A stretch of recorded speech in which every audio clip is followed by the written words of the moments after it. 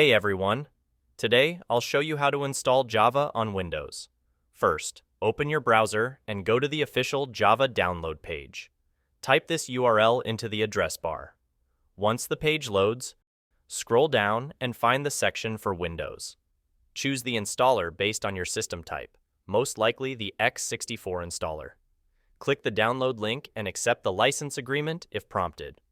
When the file is downloaded, locate it in your Downloads folder and double-click to run the installer.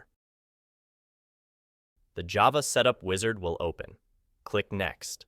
By default, Java installs in the C drive. You can keep the default location or choose a custom one by clicking Change.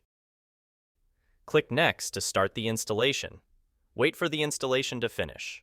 When it's done, click Close. Now, let's set up the environment variables. Open the Start menu and search for Environment Variables. Select Edit the System Environment Variables from the results. Under System Variables, look for the variable named Path. Select it and click Edit.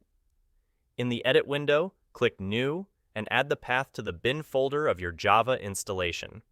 To find that path, go to the location where Java is installed. For example, if it's installed in the C drive, open Program Files, then Java, and then the bin folder. Copy the path from the address bar and paste it into the field. Click OK to save and close all the windows. To verify the installation, open the Start menu and search for CMD to open a command prompt.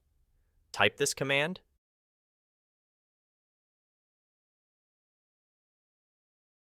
then press Enter. If Java is installed correctly, you'll see a message showing the installed version of Java. And that's it. You've successfully installed Java on your Windows computer. Now you're ready to use it for development or running Java applications.